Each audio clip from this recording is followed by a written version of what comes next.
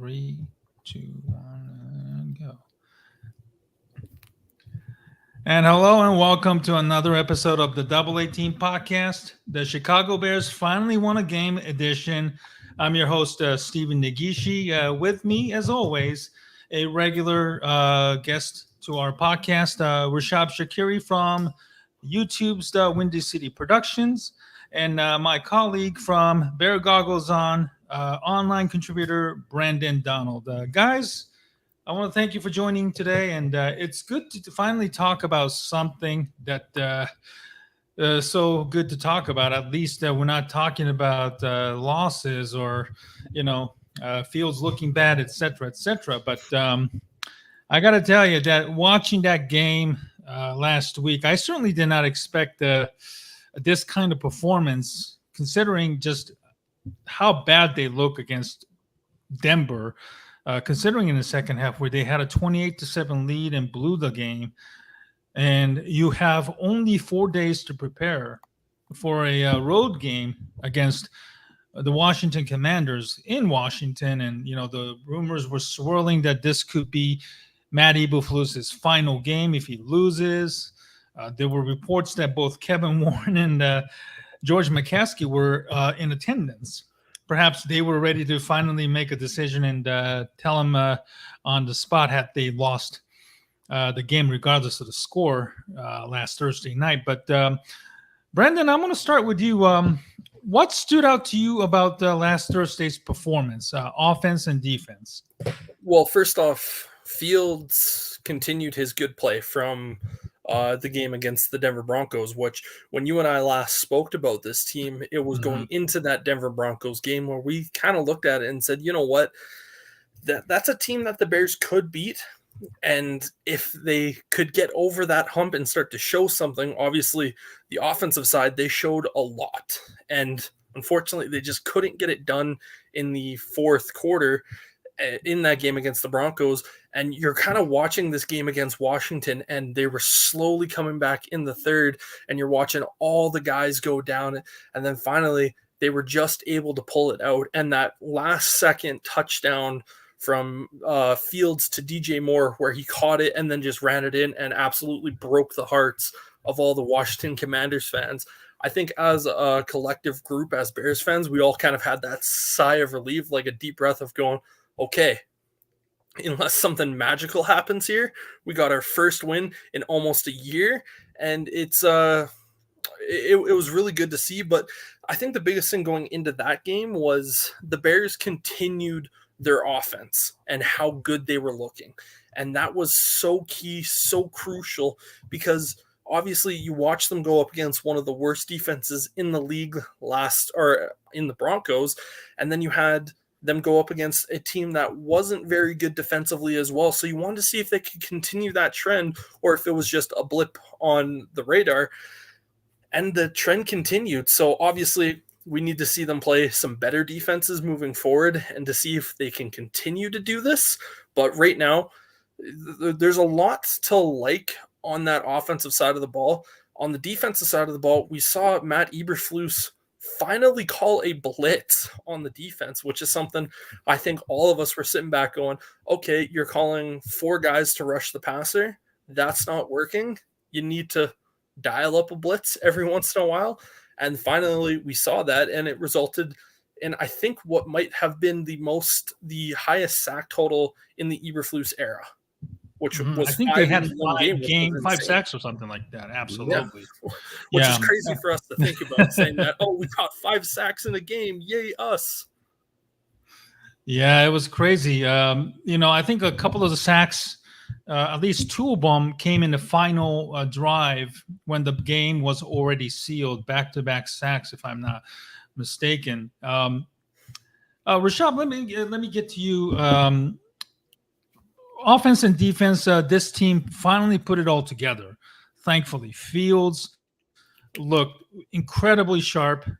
His numbers obviously wasn't as big as last week's Denver game, but the growth that I saw from the numbers in terms of completion, he threw the ball away, obviously,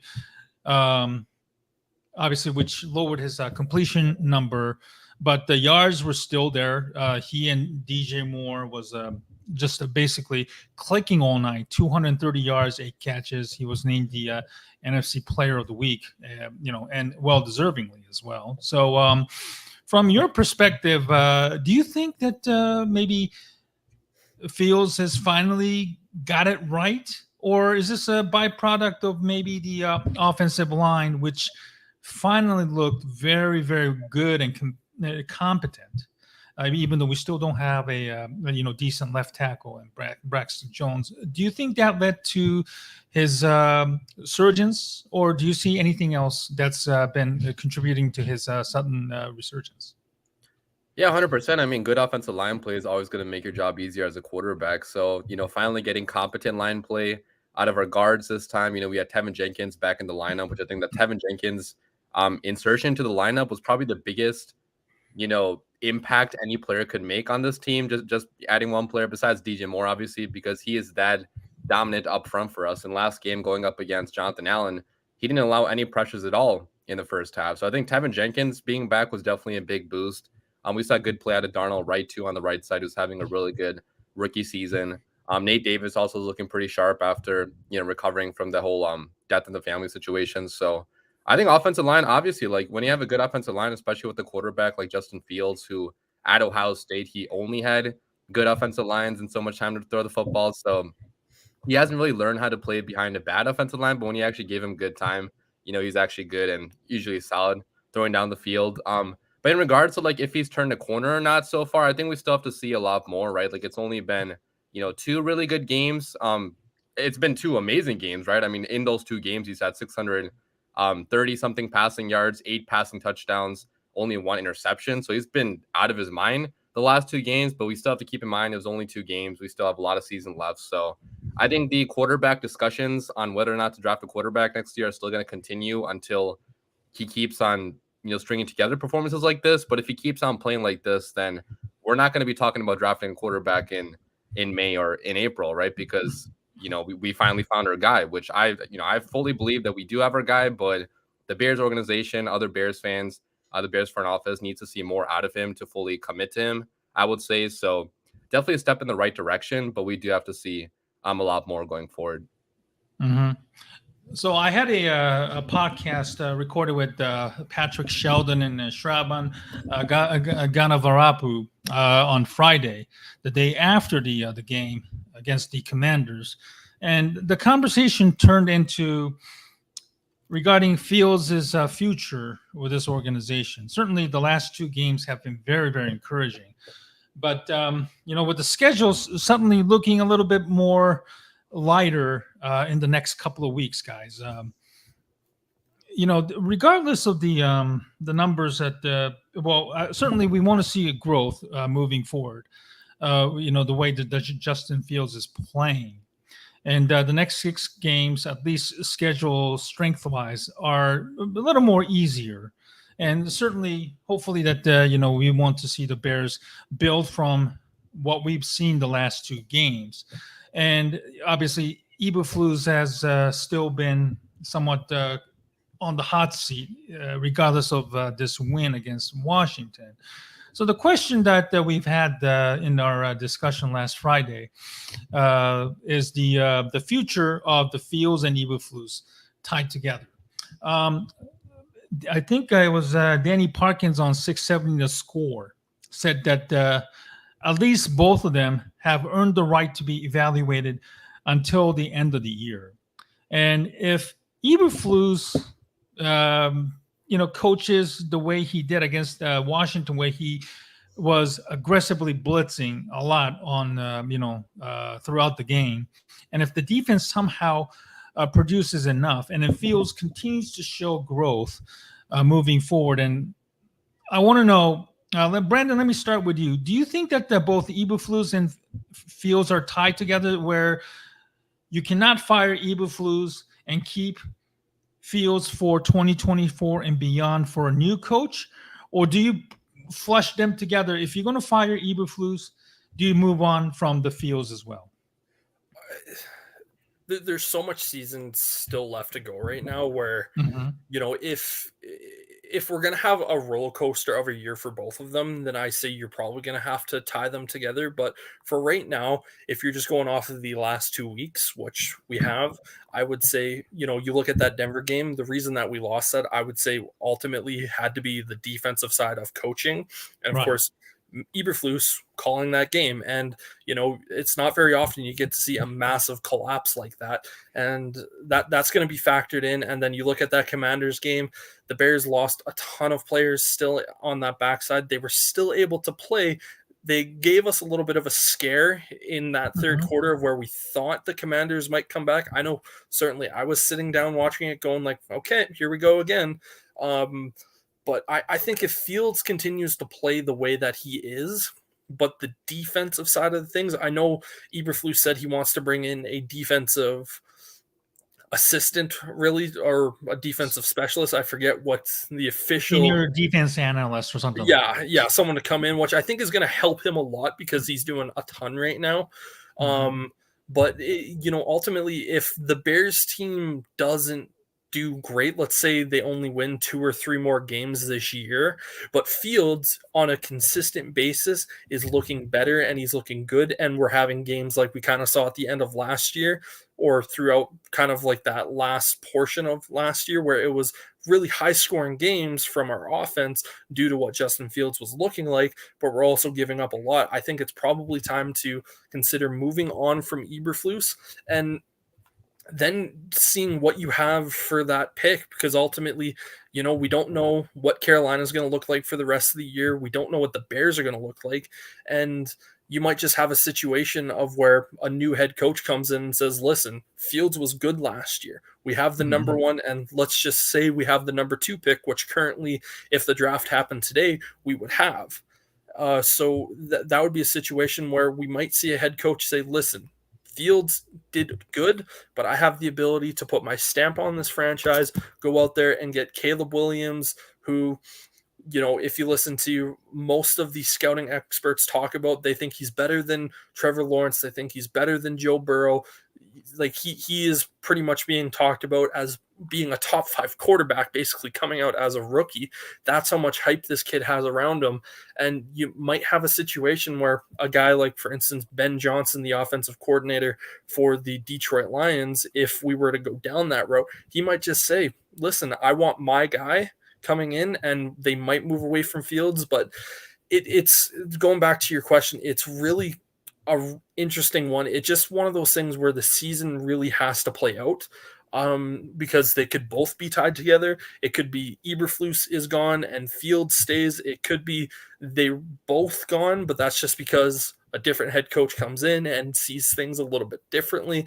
There's a lot of angles and a lot of stuff that still needs to happen before we truly have a proper answer to that question.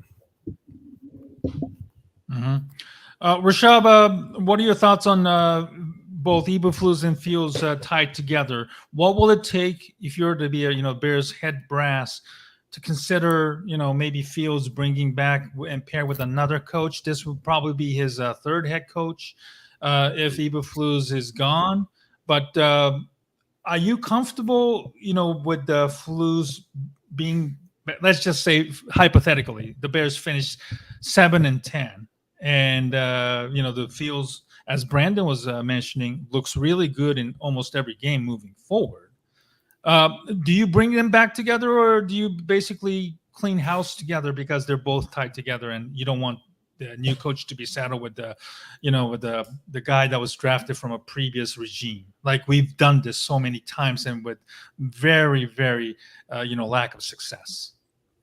Well, for 7-10, I feel like that was a goal going into this year, right? So for 7-10, 8-9, whatever, like at that point, I think you would keep both of them just to give them another chance with a better roster the following year after having 2 first-round picks, after having another $100 million in cap space to spend. So if we get to 7 wins, I do think both of them are coming back. But like Branden said, like if we don't have the wins, if Fields is looking good and the defense is not looking good, then you might want to get rid of Eberflus. But if Fields is not looking good and the defense also is not looking good and we're just like a complete mess, then you do have to get rid of both of them at that point, right? I think this season does, the wins and losses do matter to some extent this season, not as much as, like a playoff competing season, but we still have to win some level of games this year, right? If we only win 3 games again, like that's not good enough to keep both of them, even if the defense is, failing. At some point, the quarterback also does get tied into that, unfortunately. So, Sure. like you said, like I think it is going to matter on our wins and loss record at the end of the year, and also the draft pick that we have. Like if the Carolina Panthers give us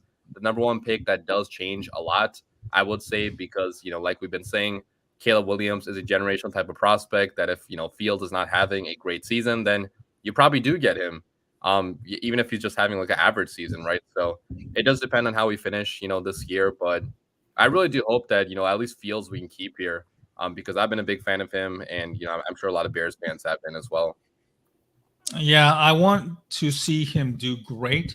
The last 2 games are very, very encouraging. The YouTubers like Tim Jenkins, JT O'Sullivan, and even former Bear Chase Daniel has been very, very heaping praise of Justin Fields the last 2 weeks, especially the Thursday night game where he was just he and DJ Moore finally looked like a real good connection. And the reason why they acquired him on the same week they got rid of Chase Claypool, which we'll get to in a little bit. But looking at the schedule right now, this week we have Minnesota coming. The next 2 home games, I should say, are at Soldier Field. The Vikings are in town this Sunday without all-world Justin Jefferson, who is on IR. The Raiders, they barely got by Green Bay on a Monday night. I'm sure a lot of Bears fans saw it, and that took a lot of joy of the Packers losing. But now the Raiders are coming into town, and then following that game, they have a Sunday night game against the Los Angeles Chargers. So next 3 games before the trading deadline could be, a make or break game for a lot of the guys. I contend that Eberflus is still very much on the hot seat, and 1 game doesn't certainly change the mind of the people, because we're still very much fresh of what happened in that Denver game, which they blew a lead in such a catastrophic manner, as Branden alluded to. So Eberflus is making noise about hiring a senior defensive analyst, and the names are kind of being thrown around there. And obviously Lovie Smith's name is thrown out, as is Rod Marinelli. Eberflus, I think yesterday, put an end to the Marinelli rumor, because he said something about he is enjoying his retirement in their last conversation. Hiring Smith, certainly, I don't know, maybe move the needle, maybe except create more controversy in case if Eberflus is out, at least, Lovie, the former Bears head coach, could take over on an interim basis.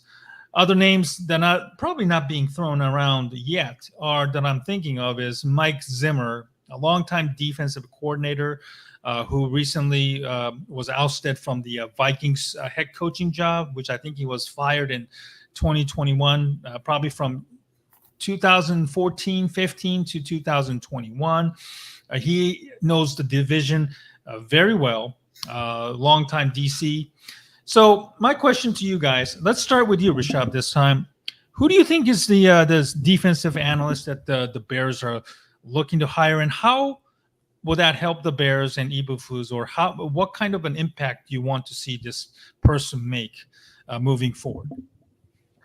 Yeah, I mean, you can't ask for too much right now in the middle of the season, right? You're not going to get like a top mind probably just lying there in the middle of the season. But you did bring up Mike Zimmer, which he also ran a 4-3 scheme, right, in Minnesota, if I recall correctly. Yeah, I believe so, yes. Yeah, so I actually like that idea, because he also knows the division already. He's always had great defenses for the most part with the Minnesota Vikings. So I think that hiring somebody like that, a guy that's just available right now that's had experience in the past, I think that would be the best thing for the Bears at this point. I still think Eberflus is going to be calling the plays the rest of the year, and I think that would be wanted out of us, just because we want to see if this guy has what it takes to be our head coach, right? If his defense fails us, then he's probably not head coach material, because he is a defensive head coach, right? So I think if you do transfer over play calling duties to somebody else, like then the excuse could be there, like, oh, that defensive coordinator that defensive analyst. He's the reason why our defense is not that good. But if Eberflus has the play calling duties, like there's no excuse at all you could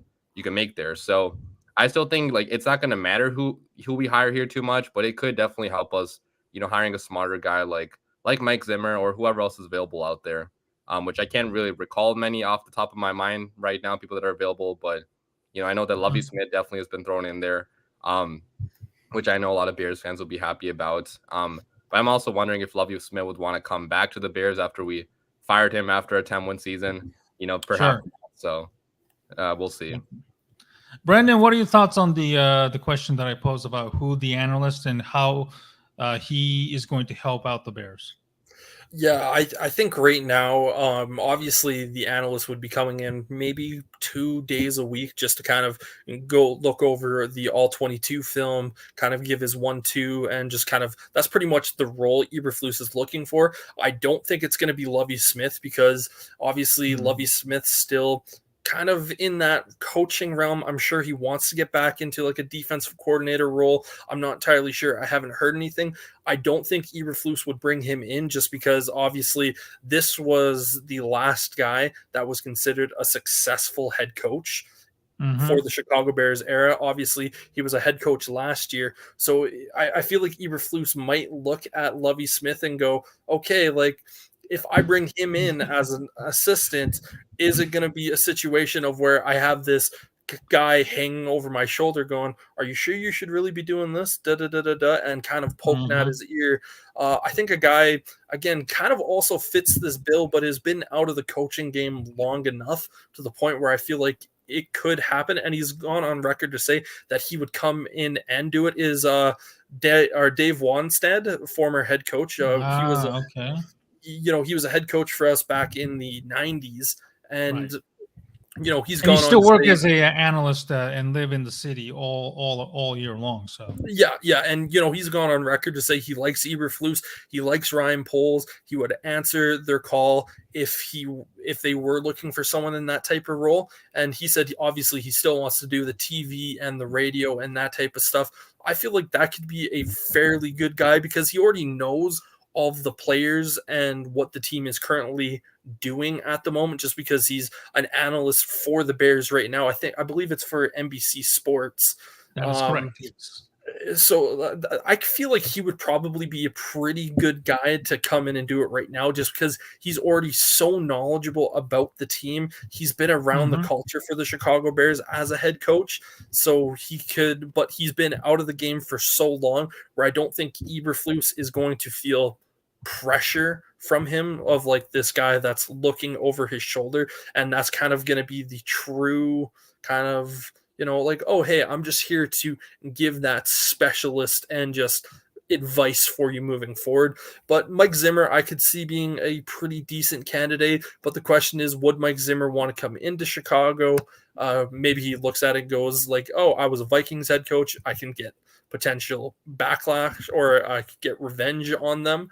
But yeah, it's pretty interesting. I'm very interested to see who they end up bringing in for the role, as I'm sure we all are, because yeah, it's kind of one of those things, like I said a little bit earlier, they'll be in likely 2, maybe 3 days a week, just kind of giving their scouting report on the defensive side and giving helpful suggestions really. But yeah, it'll be very interesting.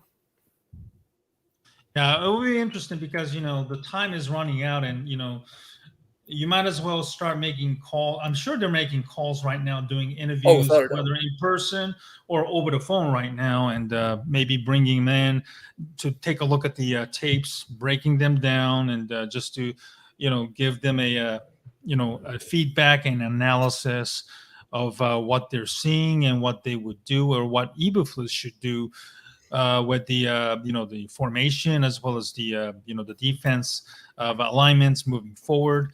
Because we saw it well too often in the last 2 games. The Bears pass rush, except for the Washington game, certainly they did blitz a lot more.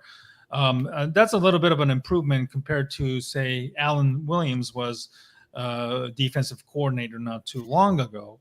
But sometimes still, the pass rush is still, lacking at times. And, the third down defense has been a massive disappointment.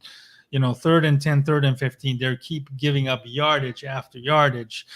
So I'm hoping that whoever is the senior defensive coordinator can point out whatever the problem is and fix that, and offer maybe a lineup change on the defensive side. With a lot of injuries, you're going to see a lot of young players. Which, by the way, against the Washington game, there were so many injuries, and we saw a lot of young players take a lump but played very, very well. Terrell Smith, Tyreek Stevenson had a little bit of a rough game, but Javon Dexter finally, flashed a lot and had a pressure and even had a sack, if I'm not mistaken. So, regarding the young players, so far, Branden, which young players on both offense and defense has been impressive to you, and which you want to see more moving forward? I've been extremely impressed with Darnell Wright. Coming in, he was my top tackle. Just because he happened to play right tackle, I think people started to move him down the draft board a little bit. But you just watched him play at Tennessee. He was such a dog, and he currently right now he is playing unbelievable for a rookie tackle. There are still things that I want to see him improve on, be a little bit more consistent on the pass blocking here and there, but he's had some tough tests throughout the first 5 weeks of the season. So, and he's a rookie. I'm not expecting, a rookie tackle to go out there and have no sacks or no pressures in year one. That's just unrealistic. For me, I look at Darnell Wright and saying, what, he's probably Tristan Wirfs level. But, obviously Tristan Wirfs was still having to come in on his own in his first year in Tampa. He didn't really get as an established guy until kind of that later half of season one. And then you really started to go oh, wow, Tampa really hit on that one. For me, that's kind of the offense. A guy that I want to see on offense improve just a little bit more is Tyler Scott. I was really high on him when he came in. I was like, man, this wide receiver room is just going to be that much better, especially with bringing this guy in. He's kind of Darnell Mooney light when I saw him come in, and it's just been kind of annoying a little bit that we just haven't really seen pretty much really anything from him. I'm sure he has stats, but unfortunately, you just kind of look at the games and you go, did he really even play or do much? I just haven't seen enough from him. I don't know if that's Luke Getsy doing that or if it's just him simply not getting the ball enough or showing that he can get it. But from him, he's a guy that I really, really liked coming out of Cincinnati, and him coming here now, I just want to see a little bit more. And I'm sure with Chase Claypool now no longer being a part of the team, he's going to kind of be put into that wide receiver 3 role. And so we're going to start to hopefully see a little bit more from it going forward. On the defensive side, Grayvon Dexter, he was slow for me at the beginning of the year, and I wasn't super impressed from what I was seeing. Then again, he was kind of in this weird rotation. But the last 2 weeks, I've been much more impressed with him. Terrell Smith is a guy who came in last week and showed exactly what he was for the round he was picked at, and he just kind of showed that he could potentially be a starting corner for us in the future. I know a lot of people loved what they saw from him out of training camp. I was pretty impressed with him against Washington. We didn't really hear a lot of their wide receivers. Again, Jawan Dotson and Scary Terry, they weren't really making headline plays going up against our depleted secondary. And I think Terrell Smith played really, really well.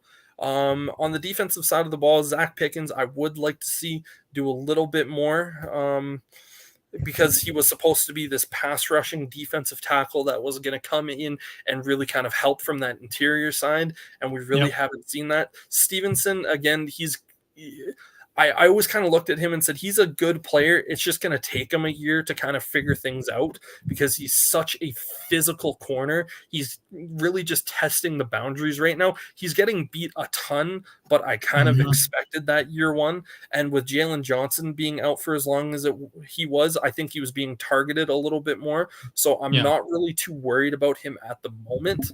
But, once Johnson gets back, and if he's still getting beat up and bruised like we've kind of seen, I'm not saying, wave the white flag on him, but it's going to be one of those things of okay, if We'll probably put Smith over Stevenson more or something. yeah, like that could be one of the situations where you're like, wow, this kid that we drafted in the 5th round, Fourth or fifth round, yes. Yeah, he's performing a hell of a lot better than the guy that we drafted, and not only drafted but traded up to get in the second.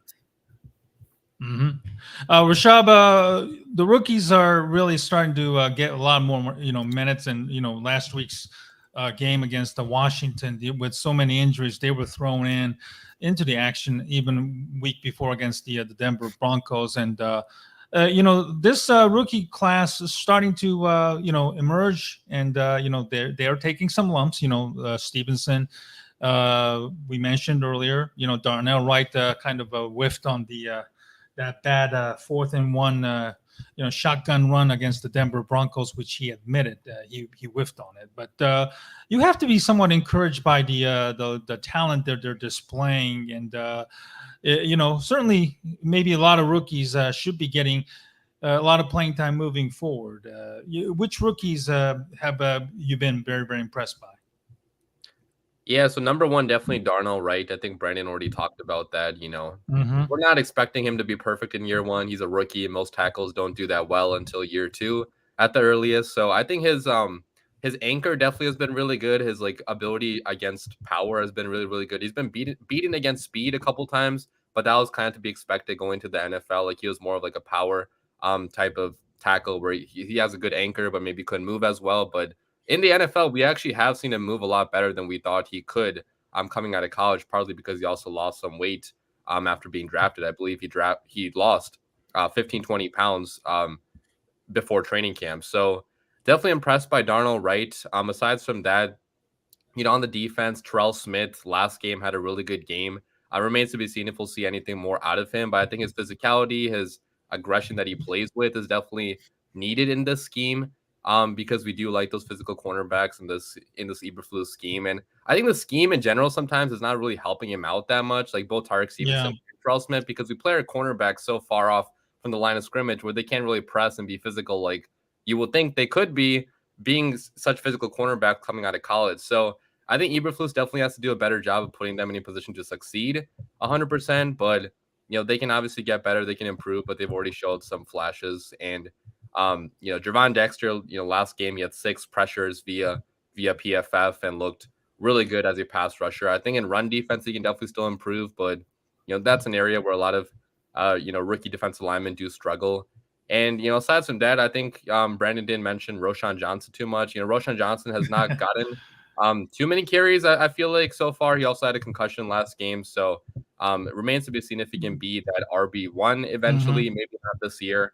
Maybe next year he could be a RB1 if we do get rid of Khalil Herbert, or if we want to go a different direction. But I have been impressed with Roschon Johnson's pass blocking because there have been many, blitz pickups and like other places where he's been a pretty good pass blocker.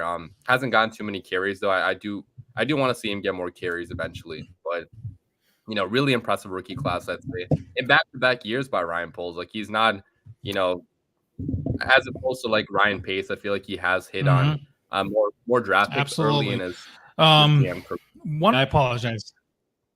No, go ahead. I was done. I apologize there, guys. There was a bit of a I apologize, guys, talking over. There's a bit of an internet lag there, probably maybe happening from my end. So my apologies there. But if you guys can hear me still talk, one of the biggest thing that happened on the Washington game was the return of Tevin Jenkins. And my God, he was terrific and just brought the different level of play that this team was missing.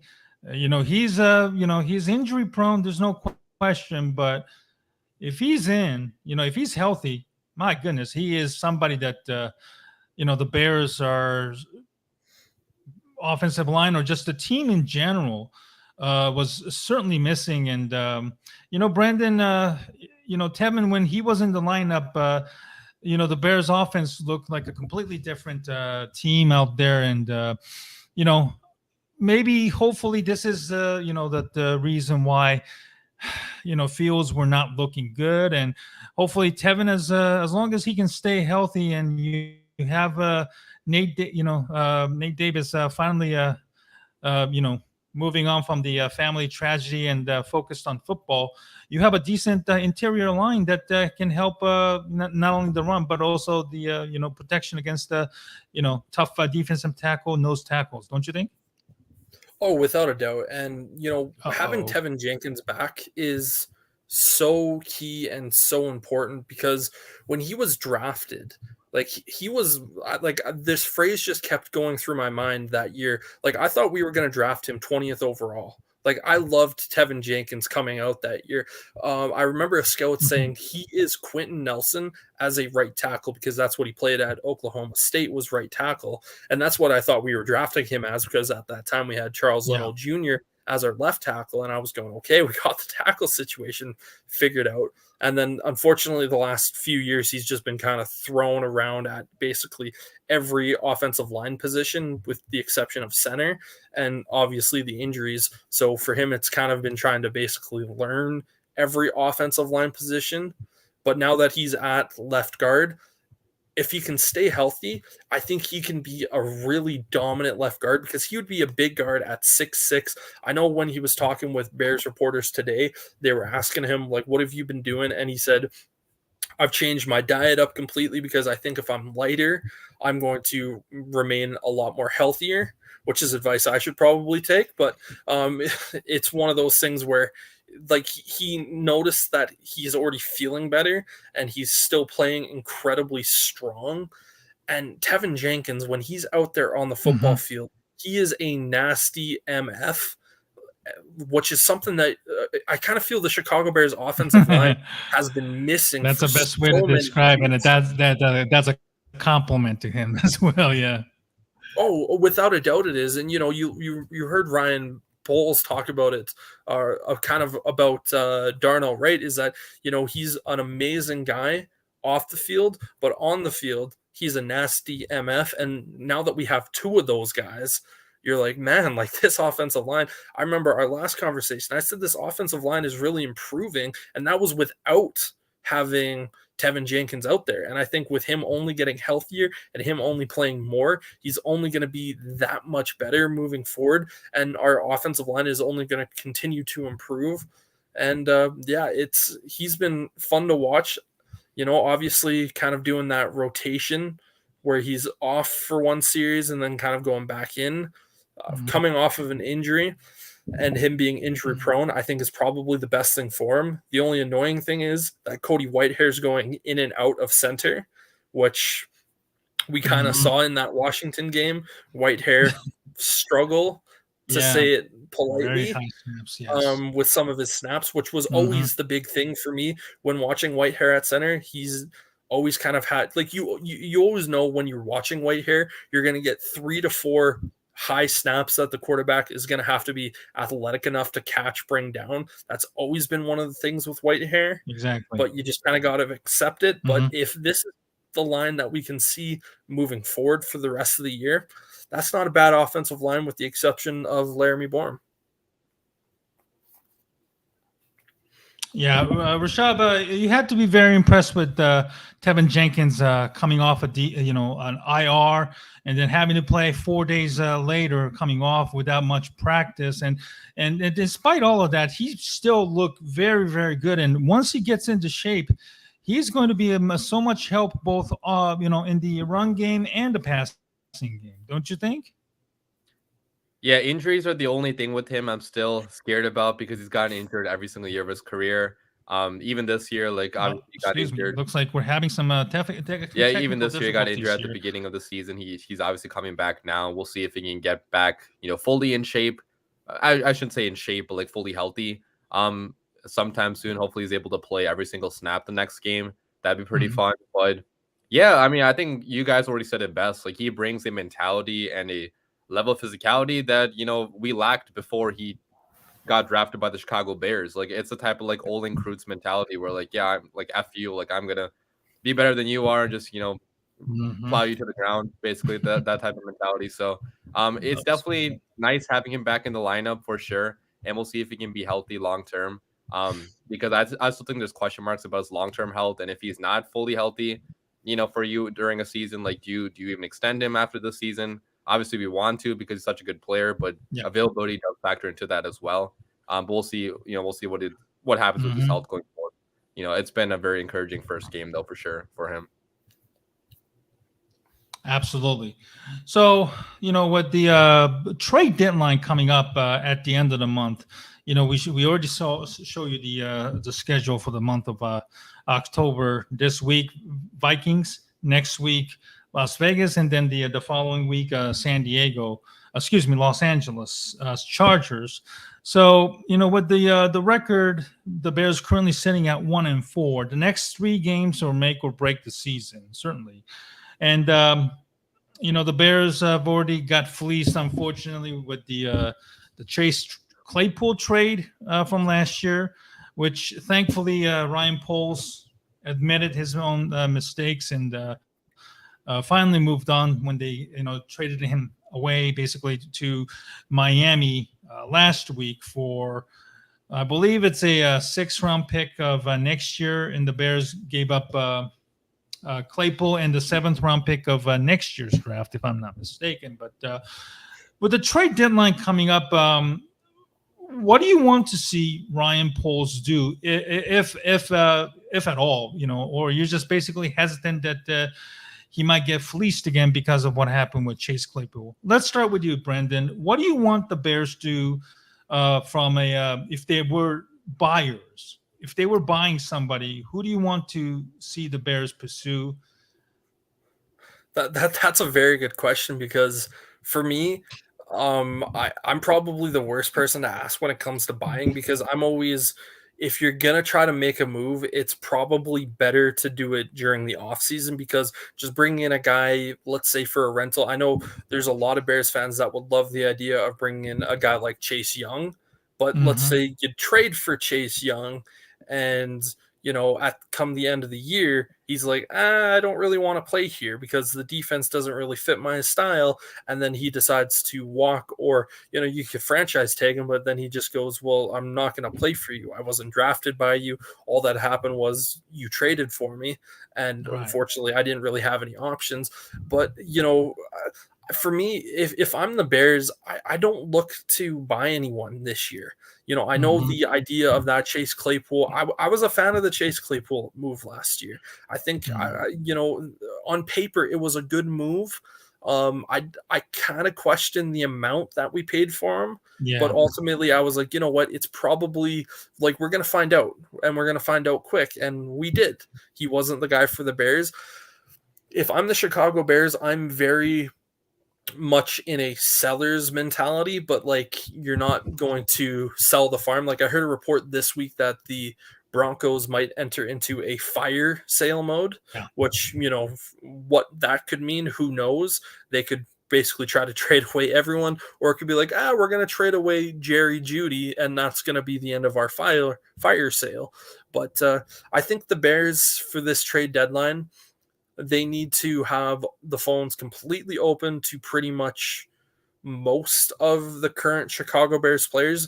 I'm a big guy that if you can get really good value for some of the players that you currently have, and, you might be able to overcompensate. And again, the Bears are in a great position right now where if they do hold on to the number 1 pick, and let's say they do trade Fields away come trade deadline day, well, guess what? You have a Caleb Williams or you have a Drake May right there at the top of the draft. So you're only missing about half of a season of what would be good quarterback play. But yeah, for a buying situation, I would maybe try to look at a center. I'm not sure which team's center would potentially be available. But for me, that's probably the biggest thing right now. I don't want to go after another wide receiver. We saw that last year. It didn't work. I would be scared to go after that. You're not giving away any of your first-round picks. To me, that is a big no-no. And if Ryan Poles trades one of those first-round picks away, for me, it's going to be Riot Street. It's going to be a lot of very angry tweets and a lot of, what are you doing? You gave up a top 5 pick. But yeah, if you can find a center for like a 3rd, 4th round pick that can come in and do a really good job, more so than what we've been seeing from both Lucas Patrick and Cody Whitehair, I do it. But yeah, for right now, I would be hesitant to go on the buyer's street, and I'd be more open to listening to what teams are going to offer to current players. Obviously, I would say the untouchables right now are DJ Moore, and that's probably about it. Rishab, do you agree with Brandon's assessment and analysis on the Bears trade deadline approach? Yeah, I definitely don't think we're going to be buying anybody at this point, especially having a pretty bad record right now. We have a top pick from the Panthers too. I don't think it makes sense to buy anybody. Like you said, maybe a center, maybe an offensive lineman, maybe a receiver if you can get one at a good price, but definitely don't trade a first round pick or a second round pick either. Like I think both second round picks and first round pick should be completely off the table. Even a third round pick, like I wouldn't be high about trading any picks at this point because this team is probably not making the playoffs. And if you're not making the playoffs, then why would you be trying to gain somebody for this year, unless it's like a long-term thing where the guy is under contract for multiple years, then it would kind of make sense. But otherwise, I think we should stay away. As for selling the roster, though, like I'd be careful about selling too many pieces, though, because then Ryan Poles is basically saying to the team, like, we're giving up for the rest of the year, right? And I know, like, on paper, it sounds good to, maybe trade Jalen Johnson for like a second-round pick, maybe trade so-and-so for like a third-round pick. We have so many picks next year, but like at some point that does start weighing on the locker room that our GM doesn't believe in us anymore. Like we're just tanking again for the second year in a row. Like at some point you do have to factor in like trying to win games too and not selling too much. So I think obviously if the price is right, for a expiring deal like a Jalen Johnson, like a Darnell Mooney, if you can get something for them that's like you can't refuse that offer, then definitely take that offer. But otherwise, I'd be kind of nervous about selling a little bit too much and giving up on a season again.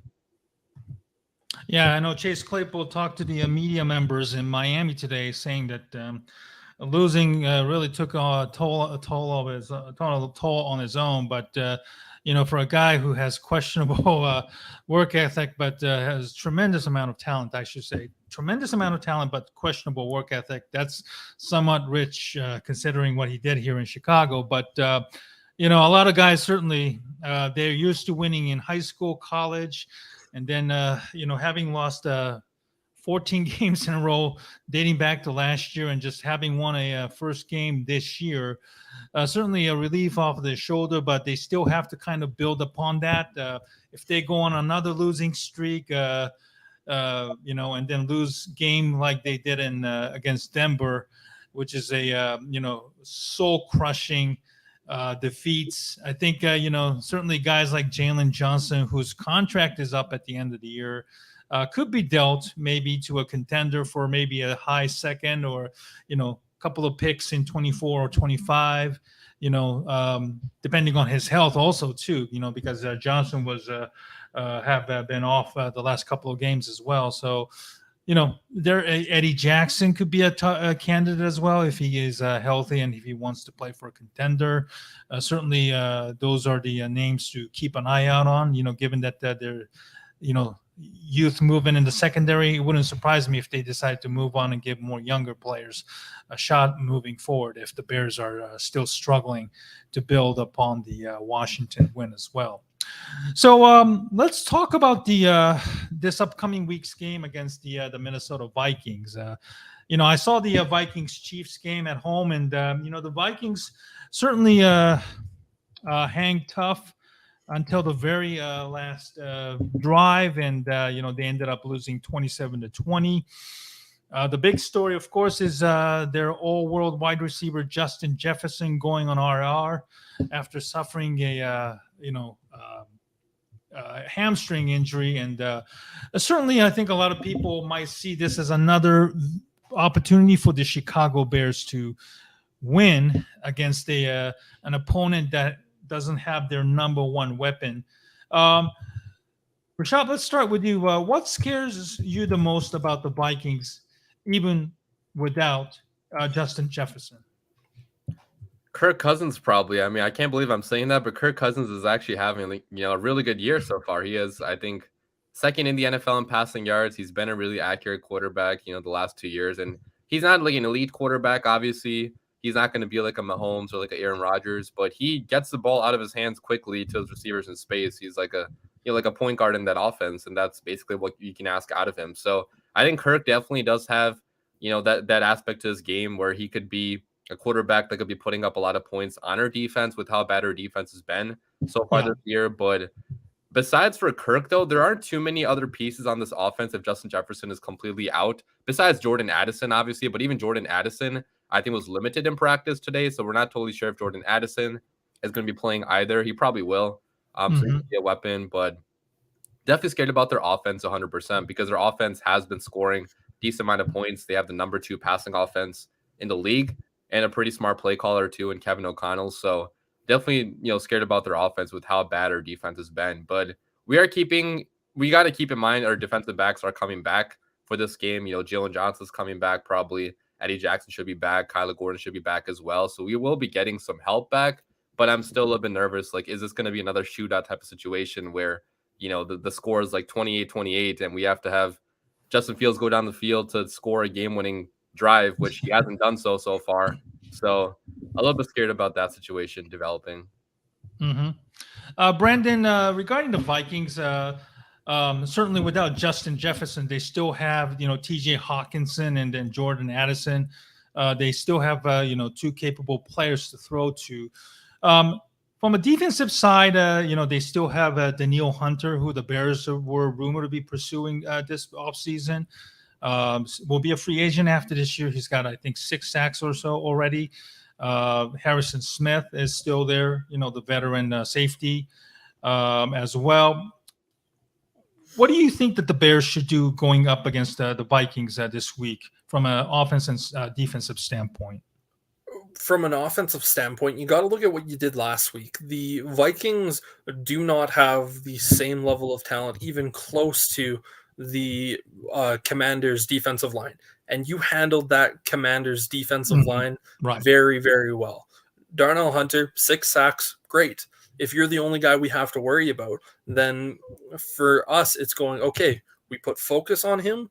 We get whatever tackle is facing up against him on any particular play. You throw a tight end over on that side to help chip him, because obviously he's a guy that could cause a lot of havoc in the backfield. But you really just continue to put the ball in DJ Moore's hands, because you look at that Commanders secondary, it's a young secondary.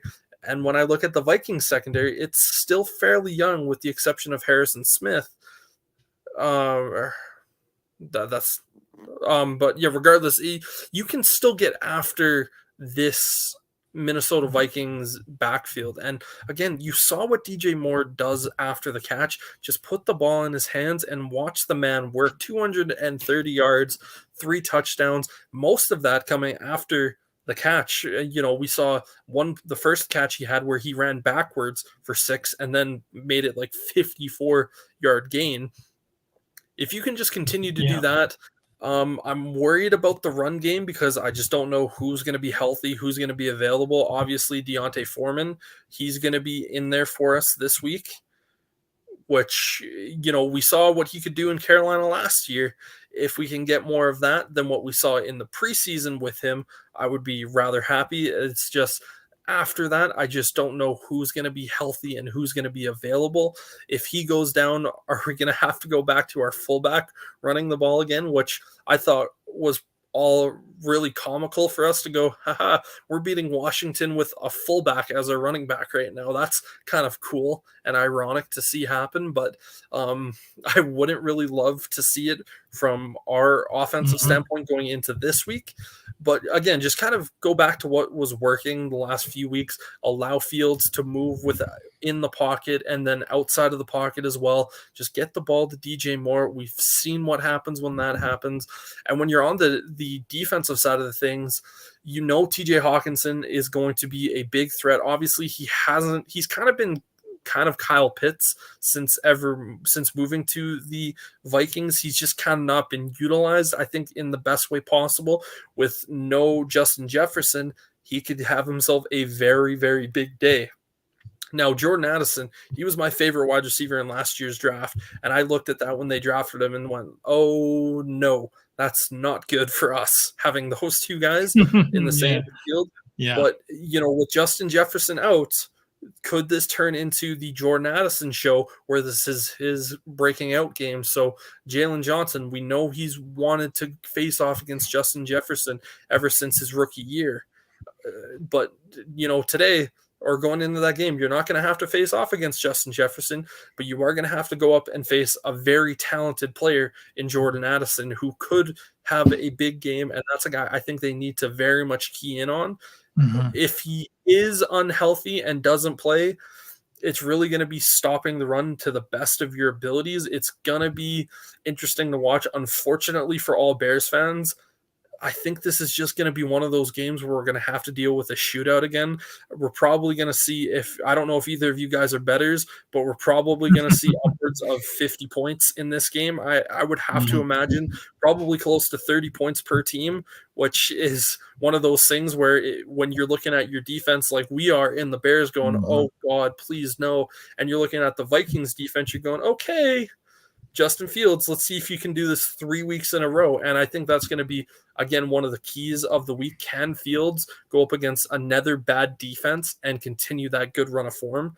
And unfortunately, who's going to have the last shot is really going to be, I think, the ultimate decider in this game. That's a very plausible scenario.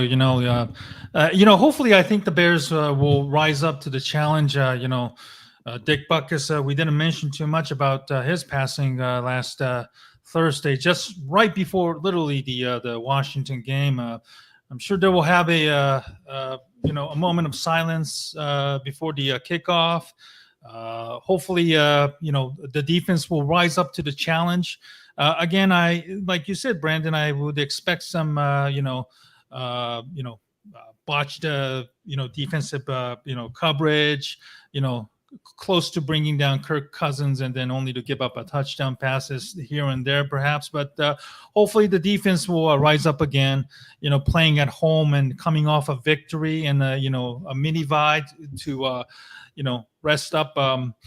There is a lot to like about this game. Hopefully the Bears, I'm going to predict right now maybe 31-24 win at home. Hopefully they can do it. Rishab, do you pick the Bears to win? I do. Yeah, it's been a while since I believed in the Bears, but I do want to pick a win. I'll go 28-27. I think we finally get a last-second win being at home for Justin Fields, first, hopefully, game-winning drive of his career. Good. Brandon, what are your thoughts on the final score? I think we're probably going to see a 28-27 game where it's one of those things where it's just close to the very end. I'm gonna go and pick the Bears, and the monkey on my back going, are you sure you want to do that? Just from what you've seen, and I'm going, yep. And I feel like I'm setting myself up for disappointment, like I've done so many times throughout my life as a Bears fan. But I am gonna pick the Bears. Again, I think it's gonna be close. That 28-27 type of game, gonna be really fun to watch, and looking forward to it. Well, absolutely, guys. And I want to thank both of you for coming on tonight to chit-chat what was a very great 60 minutes of Bears talk. And, let's hope that, we can do this again together, or at least Brandon and I, we work on BearGogglesOn.com on fansided.network. We both write as an online contributor as well. You all know Rishab as a Bears YouTuber on his channel, DaWindyCity Productions on YouTube, and also on Twitter as well. You all can see our Twitter handles, formerly Twitter/X, and hopefully you guys follow us on Twitter and our online work as well. Gentlemen, thank you very much for coming on, and let's do this again if possible next week, and hopefully we'll talk more about the Bears win once again. Thank you, guys. Have a great night. Yeah, thank you. Thank you. All right.